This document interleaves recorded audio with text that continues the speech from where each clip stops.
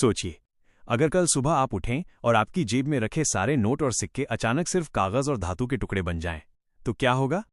दुकानदार आपकी जेब में रखे 500 रुपए के नोट को देखकर हंस पड़े और बोले, भाई, इसका अब कोई मूल्य नहीं। अजीब लगेगा ना? लेकिन इतिहास बताता है कि पैसे की दुनिया में ऐसा पहले भी कई बार हुआ है। लेकिन असली सवाल है, ये पैसा आया कहां से? क्यों इंसान ने एक बेकार से धातु के टुकड़े या कागज के टुकड़े को मूल्य देना शुरू किया? और क्या हर बार जब इंसान ने पैसे का नया रूप खोजा, उसी के अंदर उसकी बर्बादी का बीज छिपा हुआ था? आज हम निकलेंगे एक ऐसे सफर पर जहां हम देखेंगे कि बाटर से लेकर सिक्कों तक, फिर नोट और अब डिजिटल करेंसी, कैसे पैसे का जन्म हुआ और क्यों ये कहानी हमेशा रहस्यमयी और खतरनाक रही है। कहते हैं, इंसान की सभ्यता को समझना है तो उसके पैसे को समझो। लेकिन शुरू में पैसा था ही नहीं। न इंसान के पास पर्स था, न जेब में नोट। उसके पास सिर्फ उसकी जरूरतें और आदान प्रदान का तरीका था, बाटर सिस्टम। बाटर मतलब गेहूं चाहिए तो तुम मुझे बकरी दो, दूध चाहिए तो तुम मुझे कपड़े दो। सुनने में आसान लगता है, लेकिन असल में यह सबसे कठिन सिस्टम था, क्योंकि हर चीज का हर समय खरीदार नहीं मिलता। इसे कहते हैं double coincidence of wants problem, जरूरतों के दोहरे संयोग की समस्या। यानी जो चीज मेरे पास है वही सामने वाले को उस समय चाहिए, और जो चीज सामने वाले के पास है वही मुझे चाहिए। ये चमत्कार हर बार नहीं होता, और यहीं से शुरू हुआ पैसे का रहस्य। लेकिन ध्यान रहे, पैसा सिर्फ सोना या चांदी का सिक्का नहीं था। पैसा हर वो चीज थी जिस पर समाज ने मूल्य का विश्वास किया। अब सवाल उठता है, वो पहली चीज क्या थी जिसने बार्टर की जगह ली और पैसा बनी? इतिहासकार बताते हैं कि सबसे पहले इंसानों ने कमोडिटी मनी, वस्तु विनिमय मुद्रा का इस्तेमाल किया, यानी ऐसी चीजें जिन्हें सब मानते थे कि ये मूल्यवान है। मसलन प्राचीन मिस्र में अनाज, अफ्रीका में नमक की ईंटें, चीन में काउरी शेल्स, समुद्री सीपियां, अमेरिका की कुछ सभ्यताओं में कोको बीन्स। सोचिए, कभी नमक का एक टुकड़ा पैसा हुआ करता था। इसीलिए आज भी हम कहते हैं वो आदमी सैलरी लेता है। सैलरी शब्द लैटिन के सैलरियम से आया है, जिसका मतलब है नमक का भत्ता। यानी पैसे की असली जड़ थी मूल्यवान वस्तु पर सामूहिक विश्वास।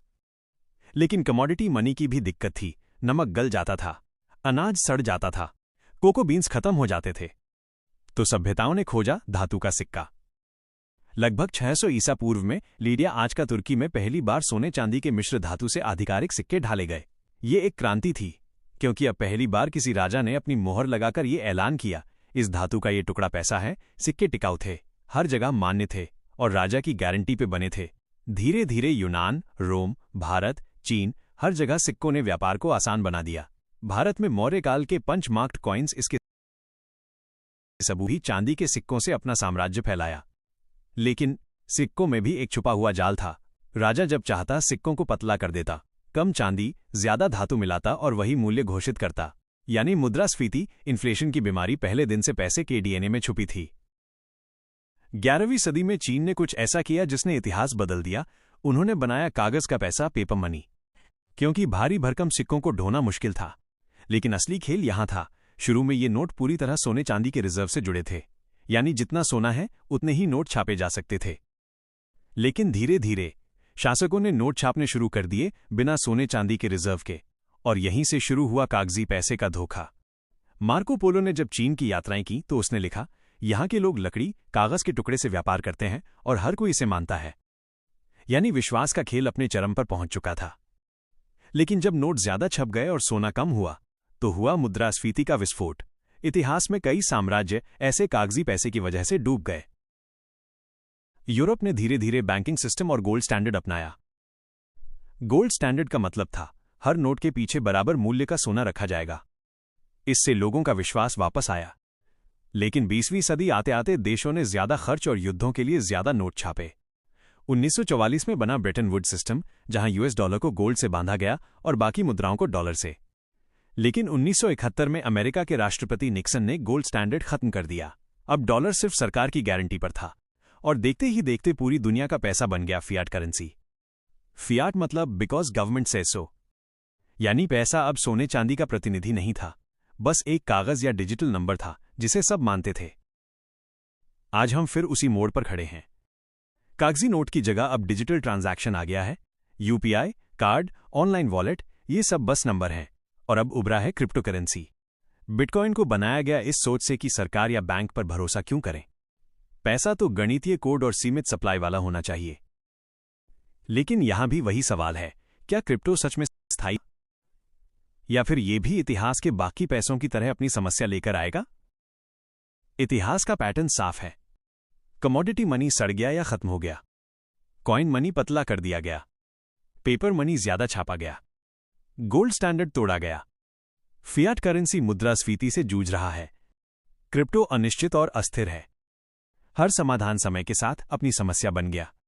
आज IMF की रिपोर्ट कहती है, पिछले 100 साल में 70% देशों ने अपनी करेंसी क्राइसिस झेली है। यानी समस्या नई नहीं है, ये पैसों की नसों में बसी हुई है। तो इस पूरी कहानी से हमें 3 सबक मिलते हैं। नंबर 1, पैसा असल में विश्वास है, धातु या कागज नहीं। जब तक लोग मानते हैं पैसा है, जैसे ही विश्वास टूटा, पैसा खत्म। नंबर 2, हर नई मुद्रा अपने साथ एक छिपी कमजोरी लाती है। बाटर, सिक्के, नोट, डिजिटल, हर बार हमने सोचा समस्या खत्म, लेकिन नहीं। नंबर 3, पैसा सभ्यता का दर्पण है। जहां सभ्यता मजबूत है, पैसा टिकता है। जहां लालच और अव्यवस्था है, पैसा गिरता है। आज हम डिजिटल युग में हैं। हम सोचते हैं कि हमारा बैंक बैलेंस सुरक्षित है। लेकिन याद रखिए, पैसा कोई स्थायी चीज नहीं। ये सिर्फ एक कहानी है जिस पर हम सब विश्वास करते हैं। और हर कहानी तब तक चलती है जब तक लोग उस पर विश्वास करते हैं। तो अगली बार जब आप एक नोट को हाथ में लें या मोबाइल स्क्रीन पर बैलेंस देखें, सोचिए, क्या ये सच में मूल्य है या बस एक साझा भ्रम, इल्यूजन? अगर ये वीडियो आपको सोचने पर मजबूर कर गया तो इसे लाइक कीजिए, शेयर कीजिए और ऐसे ही इतिहास और पैसे के रहस्यों को समझने के लिए चैनल को सब्सक्राइब कीजिए।